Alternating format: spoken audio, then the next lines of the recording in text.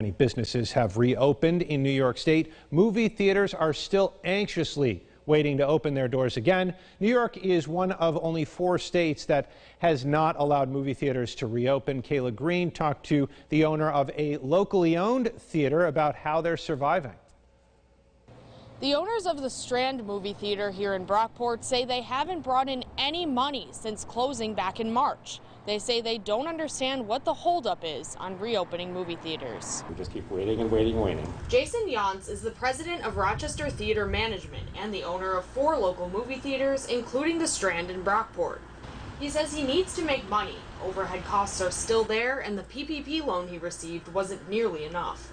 Governor Cuomo is allowing casinos to open, bowling alleys to open, gyms to open, and he won't let movie theaters open. And this is a problem nationwide. Not only him not allowing New York State, it's one of the biggest markets for movie theaters. He's actually hurting the film industry. The Strand, along with many other theaters statewide, are implementing Cinema Safe, which is a movie theater reopening plan developed by epidemiologists hired by the National Association of Theater Owners. Employees will have face masks, customers will have face masks. They can take the face masks off when they are seated while they're eating. The theaters will be at 50% occupancy, hopefully. We're blocking off every other row. And as customers come in, we're asking, you have to leave at least 2 seats in between you and your other party.